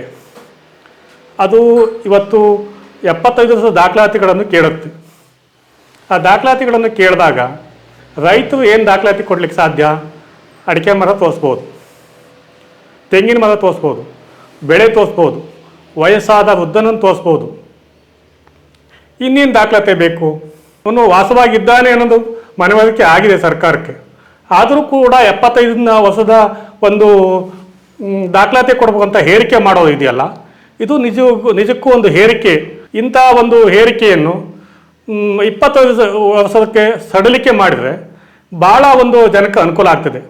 ಉದಾಹರಣೆಗೆ ಕಾರಣ ಇರ್ಬೋದು, ನೆಲ್ಯಾರೆ ಇರ್ಬೋದು, ಕಠಿಣಕಾಲ ಇರ್ಬೋದು, ಪಡುಬಿಡಿ ಇರ್ಬೋದು, ಎಡಮನೆ ಇರ್ಬೋದು, ಕಾನೂನು ಅಂತ ಪ್ರದೇಶ ಇರ್ಬೋದು, ನೂರಾರು ಸಮಸ್ಯೆಗಳಿದ್ದಾವೆ. ಇವತ್ತಿಲ್ಲಿ ಸುಳ್ಳೊಳ್ಳಿ ಅಂತ ಅಂಬಾರಗುಡ್ಡ ಸಮಸ್ಯೆ ಇರ್ಬೋದು. ಇದಕ್ಕೆಲ್ಲ ಸರ್ಕಾರ ಜೀವಂತ ಇಟ್ಕೊಳ್ಳೋ ಹೋಗುವಂಥ ಒಂದು ನಾಜಿಕ್ ನಡೀತಾ ಇದೆ. ಇದಕ್ಕೆ ಇತಿಶ್ರೀ ಆಡಲೇಬೇಕಾಗಿದೆ. ಜನರು ಖಂಡಿತ ಇದಕ್ಕೆ ಎಚ್ಚೆತ್ತುಕೊಳ್ಬೇಕಾಗತ್ತೆ. ಕೇಂದ್ರ ಸರ್ಕಾರ ಮತ್ತು ರಾಜ್ಯ ಸರ್ಕಾರ, ಗೌರವಾನ್ವಿತ ಅರಣ್ಯ ಸಚಿವರು ಈಶ್ವರ್ ಖಂಡ್ರೆ ಅವರು ಈಗ ಅಲ್ಲೆಲ್ಲ ಒಂದು ಕಾನೂನು ಇಲ್ಲೊಂದು ಕಾನೂನು ಅಂತ ಎಡಮನೆಗೆ ಅತ್ಯಂತ ಕಡು ಬಡವರಿದ್ದಾರೆ. ಅಲ್ಲಿ ಕಡು ಬಡವರಿದ್ದಾರೆ. 2 ಎಕರೆ 3 ಎಕರೆ 1 ಎಕರೆ ಅರ್ಧ ಎಕರೆ ಅವರು ನಿಜಕ್ಕೂ ಅರಣ್ಯ ಒತ್ತುವರಿ ಮಾಡಿದವರಲ್ಲ, ಜೀವನವನ್ನು ಕಟ್ಕೊಂಡಿದ್ದಾರೆ. ಅಲ್ಲಿ ಒಂದು ರೀತಿಯಲ್ಲಿ ಹೇಳ್ಬೇಕು, ಅರಣ್ಯ ರಕ್ಷಣೆ ಮಾಡ್ತಾ ಇದ್ದಾರೆ. ಅವರು ಯಾವುದೇ ಕಳ್ಳಕಾಕರು ಬರೆದಿದ್ದಂಗೆ ಅರಣ್ಯಕ್ಕೆ ಅವರು ರಕ್ಷಣೆ ಮಾಡ್ತಾ ಇದ್ದಾರೆ. ಅವರಿಗೆ ಇವತ್ತು ನಾವು ಬದುಕಲಿಕ್ಕೆ ಹಕ್ಕು ಕೊಡಲಿಲ್ಲ, ಅವರಿಗೆ ನಾವು ಬದುಕು ಮಾಡಲಿಕ್ಕೆ ಮಾರ್ಗ ತೋರಿಸಲಿಲ್ಲ ಅಂದರೆ ಯಾವ ನ್ಯಾಯ ಇದು? ಇವತ್ತಿನ ಜನಪ್ರತಿನಿಧಿಗಳು, ಅದು MP ಇರ್ಬೋದು, MLA ಇರ್ಬೋದು, ಮಿನಿಸ್ಟರ್ ಇರ್ಬೋದು, ಎಲ್ಲರೂ ಕೂಡ ಇದನ್ನು ಗಂಭೀರವಾಗಿ ತಗೊಂಡು ಆ ಜನಕ್ಕೆ ತಕ್ಷಣ ಒಂದು ರಕ್ಷಣೆ ಕೊಡಬೇಕು. ಯಾವುದೇ ಎತ್ತಂಗಡಿ ಮಾಡಿಕೊಡೋದು. ಅವರಿಗೆ ಅರಣ್ಯ ಹಕ್ಕು ಕಾಯ್ದೆಲ್ಲ ಅವರೆಲ್ಲ ಅರ್ಜಿ ಹಾಕಿದ್ದಾರೆ. ಅರಣ್ಯ ಹಕ್ಕು ಕಾಯ್ದೆ ಪ್ರಕಾರನೇ ಅವ್ರಿಗೆ ಭೂಮಿ ಕೊಡಲಿ. 3 ತಲೆಮಾರು ದಾಟಿರ್ಬೋದು, ಅದು ಇದ್ದಾರೆ. 3 ತಲೆಮಾರು ದಾಟಿದ ವಯಸ್ಸಾದವರು ಅಲ್ಲಿದ್ದಾರೆ, ಅವರು ಸಾಕ್ಷ್ಯ ತಗೊಳ್ಳಿ. ಅದರಿಂದ ಅರಣ್ಯ ಇಲಾಖೆಯವರು ತಕ್ಷಣ ಆ ಜನಕ್ಕೆ ಕಿರುಕುಳ ಕೊಡೋದು ಅಥವಾ ನೋಟಿಸ್ ಕೊಡೋದನ್ನು ನಿಲ್ಲಿಸಬೇಕು, ಅವರಿಗೆ ಜಾಗ ಕೊಡಬೇಕು, ಸರಿಯಾದಂಥ ರಕ್ಷಣೆ ಕೊಡಬೇಕು ಅಂತ ನಾನು ಒತ್ತಾಯ ಮಾಡ್ತೀನಿ. ಅವರಿಗೆ ತುಂಬ ಗೊಂದಲವಾಗಿದೆ, ಒಂಥರ ದಿಕ್ಕೆಟ್ಟ ಮನಸ್ಥಿತಿ. ಯಾಕೆ ಅಂತಂದರೆ ತುಂಬ ವರ್ಷ ಒಂದು ಬಾಡಿಗೆ ಮನೆಯಲ್ಲಿ ನಾವಿದ್ದಾಗ ನಾವು ಅಲ್ಲಿಂದ ಇನ್ನೊಂದು ಮನೆಗೆ ಹೋಗಬೇಕಾದ್ರೇ ನನಗೂ ಆ ಸ್ಥಳಕ್ಕೂ ಒಂದು ಕನೆಕ್ಷನ್ ಇರುತ್ತೆ. ಆದರೆ ಅದೇ ಮನೇಲಿ ಹುಟ್ಟಿ ಅದೇ ಮನೇಲಿ ಬಾಳಿ ಅದೇ ವಾತಾವರಣದಲ್ಲಿ ಬದುಕ್ತಾ ಇದ್ದವ್ರಿಗೆ ಒಂದೇ ಸಲ ಇದು ನಿನ್ನದಲ್ಲ, ನೀನು ಇಲ್ಲಿಂದ ಹೊರಟೋಗ್ಬಿಡು ಅಂತಂದವಾಗ ಒಂದು ಮಾನಸಿಕ ಆಘಾತ ಆಗತ್ತೆ. ಅದನ್ನು ನಾವು ದೂರದಿಂದ ನಾವು ಕೇಳ್ಕೊಂಡಿರೋರಿಗೆ ನಮಗೆ ಒಂಥರ ಆಘಾತ ಆಗತ್ತೆ. ಒಂದು ಕುಟುಂಬವನ್ನು ಇದು ನಿನ್ನದಲ್ಲ, ಇದು ಸರ್ಕಾರದ್ದು, ಇದು ಕಾಡು, ಇಲ್ಲಿಂದ ನೀನು ಹೊರಟು ಹೋಗ್ಬಿಡು, ಯಾಕೆಂದರೆ ತುಂಬ ವರ್ಷಗಳಿಂದ ಇದ್ದಂಥವ್ರನ್ನು ಒಂದೇ ಸಲ ಹೇಳಿದವಾಗ ಒಂದು ಮಾನಸಿಕ ಆಘಾತ ಆಗತ್ತೆ. ಹಾಗಾಗಿ ಅವ್ರಿಗೆ ಸರಿಯಾದ ಮಾರ್ಗದರ್ಶನ ಇಲ್ಲ. ನಾನು ಏನು ಮಾಡಿಬಿಡೋದು, ಬದುಕೋದೋ ಅಥವಾ ಸಾಯೋದೋ ಅನ್ನೋ ಮನಸ್ಥಿತಿಗೆ ಬಂದುಬಿಟ್ಟಿದ್ದಾರೆ. ಯಾಕೆ ಅಂತಂದರೆ ಒಂದು ಹಣ ಇದ್ದರೆ ಅಥವಾ ಅಲ್ಲಿ ಐಷಾರಾಮಿ ಬದುಕು ನಡೆಸೋದಕ್ಕೋಸ್ಕರ ಬಂದಿದ್ದರೆ ಅಥವಾ ಅದೇ ಹಣ ಇನ್ನೊಂದಿದ್ರೆ ಇನ್ನೊಂದು ಕಡೆ ಹೋಗಿ ಬದುಕ್ಬಿಡ್ಬೋದು. ಅವರಿಗೆ ಬದುಕೋಕ್ಕೋಸ್ಕರನೇ ಆ ನೆಲದಲ್ಲಿರೋರಿಗೆ ಆ ನೆಲವೇ ನಿನ್ನದಲ್ಲ, ಆ ಜಾಗವೇ ನಿನ್ನದಲ್ಲ, ವಾತಾವರಣ ನಿನ್ನದಲ್ಲ, ಆ ಜಮೀನು ನಿನ್ನದಲ್ಲ ಅಂದಾಗ ಅವ್ರು ಎಲ್ಲಿ ಹೋಗ್ತಾರೆ? ನಟ್ಟು ಗದ್ದೆಗಳಿದ್ದಾವೆ, ನಟ್ಟು ಮರಗಳಿದ್ದಾವೆ, ಮರಗಳಿವತ್ತು ಫಸಲು ಬರ್ತಾ ಇದೆ ಅಥವಾ ಮರಗಳಿವತ್ತು ಆಕಾಶದತ್ತ ಅಷ್ಟು ಎತ್ತರ ಆಗಿದೆ ಅಂತ ಅಂದರೆ ಅಷ್ಟು ಶ್ರಮ ಇದೆ. ಇವತ್ತು ನಟ್ಟರೆ ಇವತ್ತೇ ಫಸಲು ಬರಲ್ಲ. ನನಗೆ ಮುಂದೊಂದು ಕಾಲಕ್ಕೆ ನಂಗೆ ಉಣ್ಣಕ್ಕಾಗುತ್ತೆ ಅಂತ ಮಾಡಿರ್ತಾರೆ. ನಮಗೆ ಇವತ್ತು ಹೋದವರಿಗೆ ಒಂದು 10-15 ಕಿಲೋಮೀಟ್ರ್ ನಡ್ಕೊಂಡು ಹೋಗೋದೇ ಕಷ್ಟ ಆಗಿತ್ತು. ಅಂಥದ್ರಲ್ಲಿ ಅವರು ಸಾವಯವ ಬೆಳೆಗಳನ್ನು ಬೆಳೀತಾ ಇದ್ದಾರೆ ಅಂತ ಅಂದರೆ ಅಲ್ಲೇ ಏನು ಸೃಷ್ಟಿಯಾಗಿಲ್ಲ. ಬೀಜಗಳಾಗಿರ್ಬೋದು, ಇನ್ನೊಂದಾಗಿರ್ಬೋದು, ಅಲ್ಲ ಒಂದು ಹಲಸಾಗಿರ್ಬೋದು, ಮಾವಾಗಿರ್ಬೋದು, ಇಲ್ಲಿಂದ ಅವ್ರು ತಗೊಂಡು ಹೋಗಿಯೇ ಅವರು ನಗರಗಳಿಂದ ಅಲ್ಲಿ ಮಾಡ್ಕೊಂಡಿರ್ತಾರೆ. ಇವತ್ತು ಆ ಫಲ ಕೊಡುವ ಸಂದರ್ಭದಲ್ಲಿ ಅಥವಾ ಫಲವನ್ನು ಅವರು ತಿನ್ಕೊಂಡು ಬದುಕ್ತಾ ಇರೋ ಇದರಲ್ಲಿ ನಮ್ಮದಲ್ಲ ಅಂದಾಗ ಮತ್ತವ್ರು ಇನ್ನೆಲ್ಲೋ ಹೋಗಿ ಮತ್ತೆ ಅದನ್ನು, ಯಾಕೆಂದರೆ ವಯಸ್ಸಾಗಿದೆ, ಈಗ ನಿನ್ನದಲ್ಲ, ನಿನಗೆ ಹೊಸ ಜಾಗ ಅಥವಾ ಏನೂ ಇಲ್ಲದೆ ಇದ್ದಾಗ ಒಂದು ಮಾನಸಿಕ ಆಘಾತಕ್ಕೊಳಗಾಗಿದ್ದಾರೆ. ತುಂಬ ಅವರೊಳಗಡೆ ಏನು ಮಾಡಬೇಕು, ಬದುಕೋದ ಬೇಡವಾ ಅನ್ನೋ ಸ್ಥಿತಿಗೆ ಬಂದಿದ್ದಾರೆ. ಹಾಗಾಗಿ ಅವರಿಗೆ ಬದುಕು ಕಟ್ಕೊಳ್ಳಿಕ್ಕೆ ಜೊತೆ ನಿಲ್ಲಬೇಕು ನಾವು. ಮಾಡಿದ್ದಾರೆ, ಅವರು ತೋಟ ಮಾಡಿದ್ದಾರೆ, ಅಂದರೆ ಭತ್ತ ಬೆಳೀತಿದ್ದಾರೆ. ತೋಟಗಳನ್ನು ನೋಡಿದ್ರೆ ಒಂದು 40-50 ವರ್ಷದ ಮೇಲೆ ಆಗಿಲ್ವ ಆ ತೋಟಗಳಿಗೆ? ಅಡಿಕೆ ತೋಟ ಇದ್ದಾವೆ. ಆ 40-50 ವರ್ಷ ಆಗಿರೋಂಥ ತೋಟ ಅಲ್ಲಿದ್ದಾವೆ ಅಂತಂದರೆ ಅವರು ಹಿಂದಿನವರು ಕೂಡ ಅಲ್ಲಿ ಬದುಕಿದ್ರು ಅನ್ನೋಕ್ಕೆ ಸಾಕ್ಷಿಯಲ್ಲಿ. ಇನ್ನು ಮನೆಗಳಿದಾವಲ್ಲಿ ಭಾಳ ಇದೆ ಅಂದರೆ. ಹಾಗೆಯೇ ಅವರ ದೇವಸ್ಥಾನಗಳಿದ್ದಾವೆ, ಭೂತಪ್ಪಗಳಿದ್ದಾವೆ, ವನದೇವತೆಗಳಿದ್ದಾವೆ. ಇವೆಲ್ಲವೂ ಅವರ ಒಂದು ಪರಂಪರೆ ಇದೆ ಅಲ್ಲಿ ಬದುಕೋದಕ್ಕೆ. ಎಡಮನೆ ಅಂತ ಹೇಳಿದರೆ ಎಡಮನೆಯ ಸಮಸ್ಯೆ ಇವತ್ತು ಅಲ್ಲಿಯ ಜನರ ಸಮಸ್ಯೆ ಬೆಂಕಿಯಿಂದ ಬಾಣಲೆಗೆ ಬಿದ್ದ ಒಂದು ಕಥನ ಆಗಿದೆ. ಒಂದು ರಸ್ತೆನೇ ಇಲ್ಲ ಸರಿಯಾಗಿ, ಕಾಡು ಮಧ್ಯೆ ಹೋಗ್ತಾರೆ. ಸೆಕೆಂಡು, ಒಂದು ಶಾಲೆ ಇಲ್ಲ, ಮಕ್ಕಳಿಗೆ ಓದ್ಸೋಕ್ಕೆ ಸಾಧ್ಯವಾಗಲ್ಲ ಅವರಿಗೆ. ಸ್ವಾತಂತ್ರ್ಯ ಬಂದು ಇಷ್ಟು ವರ್ಷ ಆದರೂ ಕೂಡ ಅಲ್ಲೊಂದು ಸ್ಕೂಲ್ ಇಲ್ಲಪ್ಪ, ಒಂದು ಅಂಗನವಾಡಿ ಇಲ್ಲ, ಸ್ಕೂಲ್ ಇಲ್ಲ. ಸಣ್ಣ ಆಸ್ಪತ್ರೆ ಕೂಡ ತುಂಬ 25 ಕಿಲೋಮೀಟ್ರ್ ದೂರ ಬರ್ಬೇಕು ಇಲ್ಲಿಗೆ, ಬಹುಶಃ ಬಿಳಿಗಾರಿಗೆ ಬರಬೇಕು. ಇಲ್ಲಿ ಹೋದರೆ ಸುಳ್ಳಳ್ಳಿಯಲ್ಲೂ ಕೂಡ ಇಲ್ಲ, ತುಮ್ರಿಯಲ್ಲಿದೆ ಪ್ರೈಮರಿ ಹೆಲ್ತ್ ಸೆಂಟ್ರು. ಅವ್ರಿಗೆ ಒಂದು ಹೈಸ್ಕೂಲ್ ಬರಬೇಕು ಅಂದರೆ 20 ಕಿಲೋಮೀಟ್ರ್ ಬರಬೇಕು. ಈ ಸ್ಥಿತಿ ಇದೆ. ಆ ಥರ ಮೂಲಭೂತ ಸೌಕರ್ಯಗಳು ಎಷ್ಟು ಮುಖ್ಯ ಅನ್ನೋದು ಭಾಳ ಅವರು ಈಗ ಯೋಚನೆ ಮಾಡ್ತಿದ್ದಾರೆ ಇವತ್ತಿನ ಜನ್ರೇಷನ್ನು. ಹಾಗಾಗಿ ಒಂದು ಅಷ್ಟು ಫ್ಯಾಮಿಲಿಯಲ್ಲಿ ಒಂದು 4-5 ಫ್ಯಾಮಿಲಿಯರು ಕಟ್ಟಿನ ಕಾರಿನ ಮೇನ್ ರೋಡ್ ಹತ್ರ ಬಂದು ಬಗಾರುಕು ಮಾಡಿದ್ದಾರೆ. ಸರ್ಕಾರಿ ಜಾಗದಲ್ಲಿ ಉಳ್ಕೊಂಡಿದ್ದಾರೆ, ಅಲ್ಲೇ ಕೂಲಿ ಪಾಲಿ ಮಾಡ್ತಿದ್ದಾರೆ. ಬಟ್ ಅಲ್ಲಿ ಜಮೀನು ಅಲ್ಲೇ ಇದೆ. 7-8 ಕುಟುಂಬಗಳು ಬಿಟ್ಟು ಹೋಗ್ತಾ ಇದ್ದಾವೆ. ಬಿಟ್ಟು ಹೋಗ್ಲಿಕ್ಕೆ ಕಾರಣ ಅಲ್ಲಿ ಮೂಲಭೂತ ಸೌಕರ್ಯಗಳಿಲ್ಲ. ಮಕ್ಕಳಿಗೆ ಫಸ್ಟ್ ಆಫ್ ಆಲು ಓದಲಿಕ್ಕೆ ವಿದ್ಯಾಭ್ಯಾಸಕ್ಕೆ ಕಟ್ಟಿನ ಕಾರು ಅಂತ ಪ್ರದೇಶಕ್ಕೆ ಬರಬೇಕು ಅವರು. ಅಲ್ಲಿಂದ 5-6 ಕಿಲೋಮೀಟ್ರು ದಟ್ಟವಾದ ಅರಣ್ಯದಲ್ಲಿ ಹುಲಿ, ಕರಡಿ, ಚಿರತೆ ಇವು ದಾಳಿ ಮಾಡಿದ್ರೆ ಯಾರು ಪರಿಹಾರ ಕೊಡ್ತಾರೆ, ಯಾರು ರಕ್ಷಣೆ ಕೊಡ್ತಾರೆ? ಇಂಥ ಕಷ್ಟದ ಸ್ಥಿತಿಯಲ್ಲಿ ಅವ್ರು ಇದ್ದಾರೆ. ಮೂಲಭೂತ ಸೌಕರ್ಯ ಇಲ್ಲದಿದ್ದಾಗ ಮಕ್ಕಳು ವಿದ್ಯಾಭ್ಯಾಸ ಮಾಡಿಸ್ಬೇಕು ಅಂತ ಅಲ್ಲೆಲ್ಲೇ ವಲಸೆ ಬಂದು ರೋಡ್ ಸೈಡು ಅಲ್ಲೆಲ್ಲ ಮನೆ ಕಟ್ಕೊಂಡಿದ್ದಾರೆ. ಅವರೀಗ ಕಟ್ಟಿಂಗ್ ಕಾರದ ಅಕ್ಕಪಕ್ಕದ ರೆವಿನ್ಯೂ ಜಾಗದಲ್ಲಿ ಕಟ್ಕೊಂಡಿದ್ದಾರೆ. ಅಲ್ಲಿ ಮೂಲತಃ ಜಮೀನನ್ನು ಬಿಟ್ಟು ಬಂದಿಲ್ಲ ಅವರು, ಜಮೀನು ಅಲ್ಲಿ ಸಾಗುವಳಿ ಮಾಡ್ತಾ ಇದ್ದಾರೆ. ವಿದ್ಯಾಭ್ಯಾಸಕ್ಕೆ ಕೂಲಿ ನಾಲಿಗೆ ಹೋಗಲಿಕ್ಕೆ ಹತ್ತಿರ ಆಗಬೇಕು ಅಂತ ಉದ್ದೇಶದಿಂದ ಅಲ್ಲಿಗೆ ಬಂದಿದ್ದಾರೆ. ಕೂಡ ಅವರಿಗೆ ಯಾವುದೇ ಮೂಲಭೂತ ಸೌಕರ್ಯಗಳನ್ನು ಸರ್ಕಾರ ಇದುವರೆಗೂ ನೀಡಿಲ್ಲ. ಸ್ಥಳೀಯವಾದ ಗ್ರಾಮ ಪಂಚಾಯಿತಿ ಇರ್ಬೋದು, ಸ್ಥಳೀಯವಾದ ಜಿಲ್ಲಾ ಪಂಚಾಯಿತಿ ಇರ್ಬೋದು, ಸ್ಥಳೀಯವಾದ ರಾಜ್ಯ ಸರ್ಕಾರ ಇರ್ಬೋದು, ಯಾವುದೇ ಮೂಲಭೂತ ಸೌಕರ್ಯ ಕೊಡ್ತಾ ಇಲ್ಲ ಅವರಿಗೆ, ಕೊಡಲಿಲ್ಲ. ಅಧಿಕೃತವಾದ ಯಾವುದೇ ನೆಲೆ ಇಲ್ಲ ಅವರಿಗೆ. ನಾವು ಸರ್ಕಾರಕ್ಕೆ ಡಿಮ್ಯಾಂಡ್ ಮಾಡೋದಿಷ್ಟೇ, ಅವರಿಗೆ ನೂರಾರು ವರ್ಷದಿಂದ ಬದುಕನ್ನು ಕಟ್ಟಿಕೊಂಡು ಅಲ್ಲಿ ಅವರ ದೇವರುಗಳಿಗೆ ಕೈ ಮುಟ್ಕೊಂಡು ಅವ್ರ ಭಾವನೆಗೆ ಧಕ್ಕೆ ಆಗದಿದ್ದಂಗೆ ಅವರಿಗೆ ಅಲ್ಲಿ ಪುನರ್ವಸತಿಗೆ ಅಲ್ಲಿ ಖಾತೆ ಕೊಡಬೇಕು. ಇಲ್ಲ ಅವರಿಗೆ ಬದಲಿ ಎಲ್ಲ ಸರ್ಕಾರದಿಂದ ಅವರಿಗೆ ಅಲ್ಲಿ ಎಷ್ಟು ಜಮೀನು ಮಾಡಿದಾಗ ಅವರಿಗೆ ಪರ್ಯಾಯವಾಗಿ ಅವರಿಗೆ ಜಮೀನು ಮಂಜೂರು ಮಾಡಿಕೊಡ್ಬೇಕು ಅಂತ ನಮ್ಮ ಡಿಮ್ಯಾಂಡು. ಪ್ರಿಯ ವೀಕ್ಷಕರೇ, ಈ ಊರಲ್ಲಿ ನಮಗೆ ಇನ್ನೊಂದು ಬಹಳ ಮನಸ್ಸಿಗೆ ಬಹಳ ಕಾಡುವಂತಹ ಒಂದು ವಿಚಾರ ಏನಂತ ಹೇಳಿದ್ರೆ, ಈ ಮಹಿಳೆ ಏನಿದ್ದಾರೆ ಈ ಸುಶೀಲಮ್ಮ, ಅವರಿಗಿರ್ತಕ್ಕಂಥ ಒಂದು ಗಾಢವಾದಂತಹ ಒಂದು ಮಾನಸಿಕವಾಗಿ ತುಂಬ ತೀವ್ರವಾದಂತಹ ದೈವ ನಂಬಿಕೆ. ಅವರ ಮನೆಯಲ್ಲೇ ದೇವರು ವಾಸವಾಗಿದ್ದಾರೆ ಅನ್ನುವ ಅವರ ಮಾತುಗಳು. ಏನು ಕೇಳ್ತೀರ ಅಂದ್ರೆ ನಮ್ಗೆ ಇರೋಕ್ಕೆ ವ್ಯವಸ್ಥೆನೇ ಕೇಳೋದು. ಈಗ ದುಡ್ಡು ಯಾರೋ ಒಂದು 15 ರೂಪಾಯಿ ಕೊಟ್ಟರು, ಇವತ್ತೇ ಖರ್ಚಾಯ್ತು, ನಾಳೆನೇ ಖರ್ಚಾಯ್ತು, ಅವನಿಗೆ ಏನಿದೆ ಅನಾಥಕ್ಕೆ ಹೋಗ್ಬಿಡ್ತಾನೆ. ಅಲ್ಲ, ನಿಮ್ಮ ಪಡು ಒಂದೇ ನಮ್ಮ ಪಡು ಒಂದೇ. ಅವಾಗ ಏನು ಮಾಡ್ತೀರಿ? ಎಲ್ಲರ ಜೀವಮಾನ ಒಂದೇ ಅಲ್ಲ, ಆತ್ಮ ಅಂದರೆ ಎಲ್ಲವನಿಗೂ ಒಂದೇ. ಅದು ನಾನು ಏನು ದೇವರಿಗೆ ಆತ್ಮಶಂಕರನ ಪೂಜೆ ಮಾಡಿಬಿಟ್ಟೆ. ಯಾಕೆಂದ್ರೆ ಅವನಿಗೂ ತಾನ ಮನೆ ಇಲ್ಲಿ ಕೂತಿದ್ದವ. ಯಾಕೆಂದ್ರೆ ಹೊಳೆ ಕಂಟಕ್ಕೆ ಬಂದ, ಅಲ್ಲಿಂದ ದೇವಿ ಮನೆಗೆ ಬಂದ, ಹಂಗೆ ಇಲ್ಲಿಗೆ ಬಂದ್ಬಿಟ್ಟ. ಅವನು ತಗೊಂಡು ನಾನು ಎಲ್ಲಿ ಓಡೋಗಿಲ್ಲ, ಅವನು ಹಾಳಾಗೈತೆ ಆ ಚಿತ್ರ. ಅವಾಗ ಅವನ್ನೇ ಪೂಜೆ ಮಾಡಿಬಿಟ್ಟೆ, ಶಿವನ. ಅದು ಮಾಡಿದ್ರಿಂದ ನಾನು ಸೇವೆ ಮಾಡಲೇಬೇಕು. ನಿನ್ನೆ ಶ್ರೀ ಬರಿಬೇಕತ್ತೆ ಅವನಿಗೆ, ನಾನು ಬರೀಲ್ಲ. ಅದು ಬರೀಲೇಬೇಕು ನಾನು. ಯಾಕೆಂದರೆ ಶಿವನ ಕೇಂದ್ರ ಅಂದರೆ ಎಲ್ಲರೂ ರಕ್ಷಣೆ ಕೊಡ್ತಾಳೆ ತಾಯಿ. ಇದು ಅನಾಥಿ ತಳದಿಂದನೂ ದೇವಿ ಮೂಲಿತ ತಳ ಅಂದರೆ ಇದೆ. ಇದು ಮೂಲಿಕೆ ಅಂತಲೇ ಬಂದಿರ್ತದೆ. ದೇಶಪಾಡಿ ಪಕ್ಕಕ್ಕೆ ಅವಳು ದೇವಿ ಇಲ್ಲೆಲ್ಲ ವನ ನೋಡಿರ್ತಾಳೆ. ಈ ವನ ಅನ್ನೋ ನಾವು ಬಿಡೋಂಗಿಲ್ಲ. ಎಲ್ಲರಿಗೂ ಬೇಕಾಗಿದೆ, ನಿಮಗೂ ಬೇಕು, ನನಗೂ ಬೇಕು, ಎಲ್ಲರಿಗೂ ಬೇಕು. ಮಾನವನಿಗೂ ಬೇಕು, ಮಾನವ ಇಲ್ದದ್ದವನಿಗೂ ಬೇಕು. ಈಗ ನಿಮಗೊಂತಾನ, ನನಗೊಂತಾನ, ಆ ಸ್ವಾಮಿಯರಿಗೊಂತಾನ, ಹಿಂಗೆ ಇರ್ತಾವಲ್ಲ. ನಮಗೆ ಈ ಮನೆಯದೆಲ್ಲ ಸಮಸ್ಯೆ, ಬೇರೆ ಹೋಗಿ ಮಾಡೋಕ್ಕೆ ಹೋಗೋಕ್ಕೆ. ಯಾಕೆಂದರೆ ನಾವು ಹೊಂಟ ಮೇಲೆ ಗೂಡನ್ನೇ ತಗೊಂಡು ಹೋಗ್ಬೇಕು. ಗೂಡು ದೇವಿ ಹೇಳ್ತಾಳೋ ಹೇಳಲ್ಲ, ಅದು ನಮಗೆ ಸಮಸ್ಯೆ. ಗೂಡು ನಮ್ಮ ಮನೆಯೇ ಗೂಡು. ಇಲ್ಲೇ ಇಲ್ಲ ಚಿತ್ರನೇ, ಅವು ಕಲ್ಲೇ ಅದಕ್ಕೆ ತಳೈತೆ, ಮನೆ ಐತೆ. ಅವಳು ಎಲ್ಲೆಲ್ಲ ಹಿಂಗೆ ನಮ್ಮಂಗೆ ಅನಾಥಾಗಿ ಇದ್ದಾಳೆ ಅವಳನ್ನ. ಹಾಂ, ಆದ್ದರಿಂದ ನಾನು ಅವನ್ನೆಲ್ಲ ತಗೊಂಡು ನಾನು ಹಾದಿ ಮೇಲೆ ಹೆಂಗೆ ಕೂತ್ಕೊಳ್ಳಿ ಅಂತ ಯೋಚನೆ ಮಾಡ್ತೀನಿ. ನಾನು ಗಂಡ ಹಿಡಿಯೋರು ಕೇಳಲ್ಲ ನಾನು. ಯಾಕೆಂದರೆ ನನ್ನ ರಕ್ಷಣೆ ಹಂಗೆ ಇರ್ತದೆ ಅದು. ಯಾಕೆಂದರೆ ತೊಟ್ಲ ಸ್ವಾಮಿ ಅವರ ಶಿವ ಪಾರ್ವತಿ ಅದ್ರ ಜೊತೆ ಅವ ಎಷ್ಟು ಜನ ಕರ್ಕೊಂಬಂದ ಅಂತ ಹೇಳೋಕ್ಕೂ ಇಲ್ಲ. ಹಂಗಿದ್ದು ಫಸ್ಟು ಬೆಳನಿಕೆ ಶಿವ, ಅಲ್ಲಿ ಹೊಳೆ ಬಾಗಿಲಿಂದ ಇಲ್ಲಿ ಸ್ಟ್ಯಾಂಡ್ ಮಾಡ್ತಾರೆ, ಮತ್ತು ಬೇರೆ ಕಡೆ ಸ್ಟ್ಯಾಂಡ್ ಮಾಡಲ್ಲ. ಅದಕ್ಕೆ ನಾನು ಮನೆ ಬಿಡಲ್ಲ, ಕೆಲವು ಕಡೆ ನಂಗೆ ಹೋದರೂ ಆಗಲ್ಲ. ಆದ್ದರಿಂದ ಈ ಗೂಡನ್ನು ಅವಳು ಬಿಡ್ತೀನಿ ಅಂದರೆ ಬಿಡಬೇಕು, ಇಲ್ಲಾಂದರೆ ಬರ್ತೀವಿ ಸಮಸ್ಯೆಗಳು. ಹಿಂಗೆ ಇಲ್ಲಾಂದ್ರೆ ನಾಲ್ಕು ಬಂದ್ಕೊಂಡು ಹೋಗಲ್ಲ ಅಂತ ಹೇಳಿ ಬಿಚ್ಕೊಂಡು ಎದ್ದು ಬಿಡ್ತಾನೆ. ಮುಗಿತಾ? ಅದೊಂದು ದೇವಿ ಕೊಟ್ಟಿಗೆ, ಇಲ್ಲಿ ದೇಶ ಮಾಡಿದ್ದಾರೆ. ನಮ್ಮ ಭಾರಿ ದೇವರು, ಅದ್ರಲ್ಲಿ ನಮ್ಮ ದೇವಿ ಇದ್ದಾಳೆ. ಅದು ಇದು ತಳ 6 ಬೀರಪ್ಪನ ತಳ. 6 ಜನ ಆರ್ಯಣ ಹೊಡಿದ್ದು. 6 ಬೀರಪ್ಪ ಅಂದರೆ ಆರ್ಯಣದಾಗ ಹೊಡಿದವು. ಅವ್ನ ಕಲ್ಲಿಗೆ ರಕ್ಷಣೆ ಭಾರಿ ಐತಿ ಮಾಡ್ಲಷ್ಟು. ಇದು 6 ಜನ ನೇಗ್ಲಾಡ್ದದ್ದು. ಅದಕ್ಕೆ ತೊಂದರೆ ಕೊಡೋಂಗಿಲ್ಲ. ಕೊಟ್ಟಿಗೆಯಲ್ಲಿ ದೇವಿ ಇದ್ದಾಳೆ, ನಾಗದೇವಿ. ನೋಡಿದ್ರಲ್ವಾ?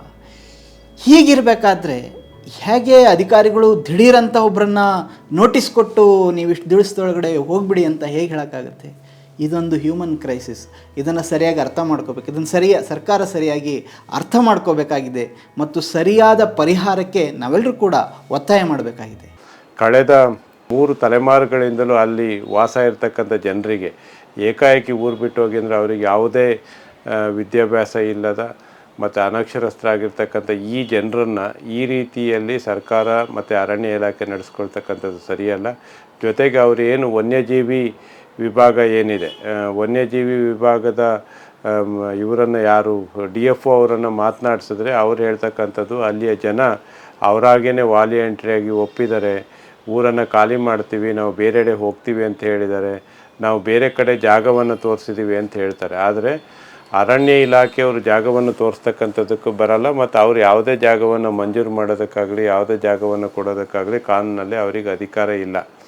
ಅವರು ಸುಮ್ಮನೆ ಜನರನ್ನು ದಾರಿ ತಪ್ಪಿಸಿ ಸುಳ್ಳನ್ನು ಹೇಳ್ತಕ್ಕಂತಹ, ಆ ಜನರ ಪರವಾಗಿ ಮಾತನಾಡ್ತಕ್ಕಂಥವ್ರನ್ನೇ ಒಂದು ರೀತಿಯ ಏನೋ ಒಂದು ರೀತಿಯಲ್ಲಿ ಶತ್ರುಗಳ ರೀತಿ ನೋಡ್ತಕ್ಕಂಥ ಕೆಲಸವನ್ನು ಇವತ್ತು ಅರಣ್ಯ ಇಲಾಖೆ ಮಾಡ್ತದೆ. ಇದು ಖಂಡನೀಯವಾಗಿದ್ದು, ಅವರ ವೈಲ್ಡ್ ಲೈಫ್ ಆ್ಯಕ್ಟ್ ಬಂದಿರತಕ್ಕಂಥದ್ದು 1972ರಲ್ಲಿ. ಅದೇ ರೀತಿ conservation act conservative forest act ಬಂದಿರತಕ್ಕಂಥದ್ದು 1980ರಲ್ಲಿ. ಈ ಆ್ಯಕ್ಟ್ಗಳು ಬರೋದಕ್ಕಿಂತ 50 ವರ್ಷ ಮುಂಚಿತವಾಗಿ, ಅಂದರೆ ಇಲ್ಲಿಗೆ ಸುಮಾರು 80ರಿಂದ ಸುಮಾರು 90 ವರ್ಷಗಳಿಂದಲೂ ಕೂಡ ಆ ಜಾಗದಲ್ಲಿ ವಾಸ ಇರ್ತಕ್ಕಂಥ ಜನರಿಗೆ ಈಗ ಊರನ್ನು ಬಿಟ್ಟು ಹೋಗಿ ಅಂತಕ್ಕಂಥದ್ದು ಸರಿಯಲ್ಲ. ಅದಕ್ಕೆ ಸರ್ಕಾರ ಕೇಳ್ತಾ ಇದ್ದೀವಿ ನಾವು, ಅವರು ಯಾವುದೇ ರೀತಿಯಲ್ಲಿ ನೀವು ಸುಪ್ರೀಂ ಕೋರ್ಟ್ ಹೈಕೋರ್ಟ್ನ ಯಾವುದೇ ಪ್ರಕರಣಗಳಿರ್ಬೋದು ಅಥವಾ ಗೋದಾವರ್ಮನ್ ಅವರ ಪ್ರಕರಣದಲ್ಲಿರ್ಬೋದು, ಅಲ್ಲಿ ಏನು ಹೇಳುತ್ತೆ ಸ್ಪಷ್ಟವಾಗಿ ಸುಪ್ರೀಂ ಕೋರ್ಟ್ ಅಂದರೆ ನಾನ್ ಫಾರೆಸ್ಟನ್ನು ಮಾಡ್ತಕ್ಕಂಥ ಕಾರ್ಯವನ್ನು ಮಾಡಬಾರ್ದು ಅಂತೇಳಿ. ಅಲ್ಲಿ ಈ ಆ್ಯಕ್ಟ್ಗಳು ಬರೋಕ್ಕಿಂತ ಮುಂಚೆನೇ ಅವರು ಆ ಕಾಡಿನೊಂದಿಗೆ ಹೊಂದಿಕೊಂಡು ಬದುಕ್ತಕ್ಕಂಥ ಜನ ಅವರು. ಅಲ್ಲಿ ಪರಿಸರವನ್ನು ಹಾಳು ಮಾಡದೇ ತಮ್ಮ ಬದುಕನ್ನು ಕಟ್ಕೊಂಡಿರ್ತಕ್ಕಂಥವ್ರು. ಅದರ ಮಧ್ಯದಲ್ಲೇ ಅದು ಎವರ್ಗ್ರೀನ್ ಆಗ್ತಕ್ಕಂಥ ಅವ್ರು ಬೆಳೀತಕ್ಕಂಥ ಅಡಿಕೆ ಇರ್ಬೋದು, ಅದು ಹಲಸು ಇರ್ಬೋದು, ತೆಂಗಿನ ಮರಗಳಿರ್ಬೋದು, ಅಥವಾ ಇನ್ನೊಂದು ಏನೇ ಕೃಷಿ ಚಟುವಟಿಕೆ ಇದ್ದರೂ ಅದು ಅರಣ್ಯದ ಒಂದು ಭಾಗವಾಗಿ ಅದು ಉತ್ಪತ್ತಿಯನ್ನು ಬೆಳೀತಿದ್ದಾರೆ ಹೊರತು ಅದನ್ನು ಕಮರ್ಷಿಯಲ್ ಆಗಿ ಅಥವಾ ಯಾವುದೇ ರೀತಿಯ ಕಾಂಕ್ರೀಟ್ ಕಾಡುಗಳಾಗಿ ಅದನ್ನು ಕಾಂಕ್ರೀಟ್ ಪ್ರದೇಶವಾಗಿ ಬದಲಾಯಿಸ್ತೇ ಇರತಕ್ಕಂಥದ್ದು. ಮತ್ತು ಪ್ರಕೃತಿ ಸಹಜವಾಗಿ ಬದುಕನ್ನು ನಡೆಸ್ತಕ್ಕಂಥ ಇವರು ಪ್ರಕೃತಿಗೆ ಪರಿಸರಕ್ಕೆ ಮಾರಕವಾಗಿ ಇಲ್ಲದೇ ಇರೋದ್ರಿಂದ ಇವರನ್ನು ಒಕ್ಕಲೆಬ್ಸಬಾರ್ದು ಅಂತಕ್ಕಂಥದ್ದು ನಮ್ಮ ಒತ್ತಾಯ. ಅಧಿಕಾರಿಗಳು ಭೇಟಿಯಾದಾಗ DF ಅವ್ರನ್ನ ಭೇಟಿಯಾದಾಗ ಅವ್ರು ಹೇಳ್ತಕ್ಕಂಥದ್ದು ನಮ್ಮ ವನ್ಯಜೀವಿ ವಲಯದ ಕಾರ್ಗಲ್ ವ್ಯಾಪ್ತಿಯ ಅರಣ್ಯ ಭೂಮಿ ಅದು. ಅಲ್ಲಿ ಅರಣ್ಯ ಭೂಮಿಯಲ್ಲಿ ಯಾವುದೇ ರೀತಿಯ ಬೇರೆ ಚಟುವಟಿಕೆಗಳನ್ನು ಮಾಡೋದಕ್ಕೆ ಅವಕಾಶ ಇಲ್ಲದೆ ಇರೋದ್ರಿಂದ 2012ರಲ್ಲಿ ACF ಕೋರ್ಟ್ನ ಆದೇಶ ಆಗಿದೆ. ಅದ್ರ ಪ್ರಕಾರ ಅವರು ಜಾಗವನ್ನು ಖಾಲಿ ಮಾಡಬೇಕು. ಅದಕ್ಕೆ ಅವರೆಲ್ಲರೂ ಒಪ್ಪಿಗೆಯನ್ನು ಕೊಟ್ಟಿದ್ದಾರೆ, ಅವರಾಗಿದ್ದಾರೆ, ಒಪ್ಪಿದ್ದಾರೆ ಅಂತಕ್ಕಂಥ ಮಾತುಗಳನ್ನು ಹೇಳ್ತಾರೆ. ಹೋದವರಿಗೆ ಆ ರೀತಿ ಹೇಳ್ತಾ ಇದ್ದಾರೆ, ನಾವು ಕನ್ವಿನ್ಸ್ ಮಾಡಿದ್ದೀವಿ, ಅವರು ಒಪ್ಪಿದ್ದಾರೆ ಅಂತ. ಆದರೆ ಅವರಿಗೆ ಪರ್ಯಾಯವಾಗಿ ಎಲ್ಲಿ ಜಾಗ ಕೊಟ್ಟಿದ್ದಾರೆ, ಸರ್ಕಾರ ಎಲ್ಲಿ ವ್ಯವಸ್ಥೆ ಮಾಡಿದೆ ಅನ್ನೋದಕ್ಕೆ ಯಾವುದೇ ಉತ್ತರ ಇಲ್ಲ. ಇವೆಲ್ಲವೂ ಕೂಡ ಗೊಂದಲದ ಹೇಳಿಕೆಗಳನ್ನು ಕೊಡ್ತಾ ಇದ್ದಾರೆ ಅರಣ್ಯ ಇಲಾಖೆಯವರು. ಒಂದು ಪುನರ್ವಸತಿ ಅಂದರೆ ಮೊದಲನೇದಾಗಿ ಸರ್ಕಾರಕ್ಕೆ ನಾವು ಒತ್ತಾಯಿಸ್ತಕ್ಕಂಥದ್ದು ಅರಣ್ಯ ಹಕ್ಕು ಕಾಯ್ದೆ ಏನಿದೆ, ಅರಣ್ಯ ಹಕ್ಕು ಕಾಯ್ದೆ ಅನುಸಾರ ಅವರು ಅಲ್ಲಿ ಅರ್ಹರಿದ್ದಾರೆ. ಆ ಕಾಯ್ದೆಯ ಪ್ರಕಾರ ಏನು 3 ತಲೆಮಾರುಗಳ ಇತಿಹಾಸ ಬೇಕಂದರೆ ಅವರು ಬೆಳೆದಿರ್ತಕ್ಕಂಥ ಅಡಿಕೆ, ತೆಂಗು, ಅಲ್ಲಿಯ ಮನೆಗಳು, ಮತ್ತು ಅವರಿಗೆ ಹಿಂದಿಂದನೂ ಕೂಡ ಒಂದಿಷ್ಟು ಸರ್ಕಾರದ ದಾಖಲೆಗಳಿದೆ, ವೋಟ್ರ್ ಲಿಸ್ಟ್ನಲ್ಲಿದ್ದಾರೆ. ಆ ದಾಖಲೆಗಳನ್ನೆಲ್ಲ ಪರಿಗಣಿಸಿ ಮೊದಲಿಗೆ ಅವರಿಗೆ ಅರಣ್ಯ ಹಕ್ಕು ಕಾಯ್ದೆಯಡಿ ಅವರಿಗೆ ಅಲ್ಲಿ ಹಕ್ಕುಪತ್ರವನ್ನು ಕೊಡ್ತಕ್ಕಂಥ ಕಾರ್ಯವನ್ನು ಮಾಡಬೇಕು. ಒಂದೊಮ್ಮೆ ಅದು ಇಲ್ಲ ಆದರೆ ಅವರಿಗೆ ಪರ್ಯಾಯವಾಗಿ ಬೇರೆ ಕಡೆ ಕಂದಾಯ ಭೂಮಿಯನ್ನು ಅವರು ಎಷ್ಟು ಜಮೀನನ್ನು ಅಲ್ಲಿ ಹೊಂದಿದ್ರು ಅಷ್ಟೇ ಪ್ರಮಾಣದ ಜಮೀನನ್ನು, ಅದೇ ಬೆಲೆಯ ಜಮೀನನ್ನು ಬೇರೆಡೆ ವಸತಿ ಜೊತೆಗೆ ಮನೆಯ ಜೊತೆಗೆ ಅದನ್ನು ಕೊಟ್ಟರೆ ಅವರಿಗೆ ಪರ್ಯಾಯವಾಗಿ ಹೋಗೋದಕ್ಕೆ ಅನುಕೂಲ ಆಗುತ್ತೆ. ಅದಿಲ್ಲದೆ ಇದ್ದರೆ ಮತ್ತೆ ಅವರು ಅತಂತ್ರ ಆಗ್ತಾರೆ. ಅದರೊಳಗೆ ಕೆಲವು ಕುಟುಂಬಗಳು ವಯೋಸಹಜ ಕಾಯಿಲೆಗಳ ವೃದ್ಧರು ಇದ್ದಾರೆ, ಏನು 60-70 ವರ್ಷದ ವೃದ್ಧರು ಇದ್ದಾರೆ, ಅವರು ವಯೋಸಹಜ ಕಾಯಿಲೆಗಳಿಂದ ಬಳಲ್ತಾ ಇದ್ದಾರೆ. ಅಂಥವ್ರನ್ನ ಈಗ ಕಾಡಿಂದ ಹೊರಗೆ ಕಳಿಸಿದ್ರೆ ಅವರು ಅಸಹಾಯಕರಾಗಿ ಜೀವವನ್ನು ಕಳ್ಕೊಳ್ತಕ್ಕಂಥ ಪರಿಸ್ಥಿತಿ ಇದೆ. ಈಗ ಬೇರೆ ಕಡೆ ಅವರು ಸರ್ಕಾರ ಹೇಳ್ತಕ್ಕಂಥ ಪುನರ್ವಸತಿ ಮಾಡಿರ್ತಕ್ಕಂಥದ್ದು ಎಲ್ಲೂ ಕೂಡ ಸಕ್ಸಸ್ ಆಗಿರದೇ ಇರತಕ್ಕಂಥದ್ದು ನಮ್ಮ ಕಣ್ಮುಂದೆ ಇದೆ. ಸಾವಿರಾರು ಯೋಜನೆಗಳನ್ನು, ಸಾವಿರಾರು ಪ್ರಾಜೆಕ್ಟ್ಗಳನ್ನು ತಂದು ಪುನರ್ವಸತಿ ಮಾಡಿದ್ವಿ ಅಂಥೇಳಿ ಜನರನ್ನು ಪ್ರಾಣಿಗಳ ರೀತಿ ಏನು ಈ ಮಂಗಗಳನ್ನು ಊರಿನಿಂದ ಹಿಡಿದು ಕಾಡಿಗೆ ತಗೊಂಡೋಗಿ ಪ್ರೋಸೆಸ್ ಮಾಡ್ತಲ್ಲ, ಆ ರೀತಿಯಲ್ಲಿ ಬಿಟ್ಟಿರ್ತಕ್ಕಂಥ ಉದಾಹರಣೆಗಳು ಹೆಚ್ಚಿದೆ. ಹಾಗಾಗಿ ಎಲ್ಲೂ ಕೂಡ ಸರಿಯಾದಂಥ ಅವರಿಗೆ ವ್ಯವಸ್ಥೆ ಜಮೀನನ್ನು ಕೊಟ್ಟಿದ್ದಾಗಲಿ, ಪುನರ್ವಸತಿಯಲ್ಲಿ ಮನೆಗಳನ್ನು ಕರೆಕ್ಟಾಗಿ ಕೊಟ್ಟಿದ್ದಾಗಲಿ, ಅಥವಾ ಅವರಿಗೆ ಕುಡಿಯುವ ನೀರಿನ ಸೌಲಭ್ಯಗಳಾಗಲಿ, ಅಥವಾ ಮೂಲಭೂತವಾಗಿರ್ತಕ್ಕಂಥ ಯಾವುದೇ ಸೌಲಭ್ಯದ ವ್ಯವಸ್ಥೆಗಳಿಲ್ಲದೆ ಹಲವಾರು ಪುನರ್ವಸತಿ ಯೋಜನೆಗಳು ಫೇಲ್ಯೂರನ್ನು ಕಂಡಿದೆ.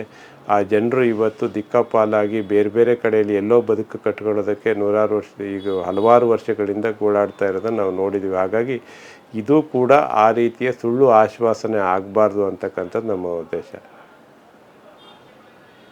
ಒಂದೊಮ್ಮೆ ಅನಿವಾರ್ಯವಾಗಿ ಅರಣ್ಯ ಭೂಮಿ ಇದು ಸರ್ಕಾರದ ಅಥವಾ ನ್ಯಾಯಾಲಯದ ಆದೇಶವನ್ನು ನಾವು ಪಾಲಿಸಲೇಬೇಕು ಅನ್ನೋದು ಬಂದರೆ ಅವರಿಗೆ ನೀವು ಪರ್ಯಾಯವಾಗಿ ಬೇರೆಡೆ ಭೂಮಿಯನ್ನು ಕೊಟ್ಟು ಅಲ್ಲಿ ಮನೆಯನ್ನು ಕೊಟ್ಟು ಅದಕ್ಕೆ ಹಕ್ಕುಪತ್ರಗಳನ್ನು ಮತ್ತು ದಾಖಲೆಗಳನ್ನು ಕೊಟ್ಟು ಆನಂತರದಲ್ಲಿ ಅವರನ್ನು ಬೇರೆಡೆಗೆ ಸ್ಥಳಾಂತರಿಸ್ತಕ್ಕಂಥ ಕೆಲಸವನ್ನು ಮಾಡಬೇಕು. ಅದನ್ನು ಬಿಟ್ಟು ತಾರಾತುರಿಯಲ್ಲಿ ನೋಟಿಸನ್ನು ಕೊಟ್ಟು ಒಕ್ಕಲೆಬ್ಸ್ತಕ್ಕಂಥದ್ದು ಅಮಾನವೀಯವಾಗಿದೆ. ಯಾಕೆಂದರೆ ಹಿಂದಿನಿಂದಲೂ ಕೂಡ ಚಕ್ರ, ಸಾವೆಹಕ್ಲು, ಮಡೆನೂರು ಅಥವಾ ಏನು ಈ ಎಲ್ಲ ಡ್ಯಾಮುಗಳ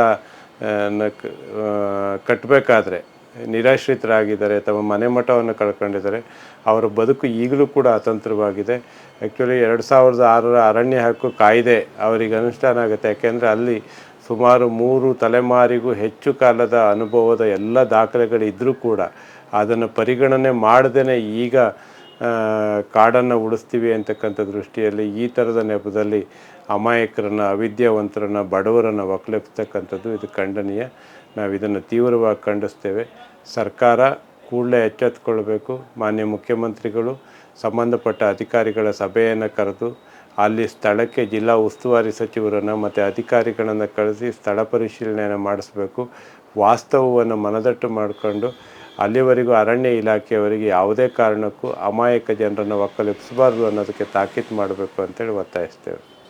ಪ್ರಿಯ ವೀಕ್ಷಕರೇ, ಬಹಳಷ್ಟು ವಿಷಯಗಳನ್ನು ಈ ಒಂದು ಮಾತುಗಳ ಮೂಲಕ, ಅಲ್ಲಿನ ದೃಶ್ಯಗಳ ಮೂಲಕ ಕನ್ನಡ ಪ್ಲಾನೆಟ್ ನಿಮಗೆ ತಲುಪಿಸೋದಕ್ಕೆ ಒಂದು ಸಣ್ಣ ಪ್ರಯತ್ನವನ್ನು ಮಾಡ್ತು.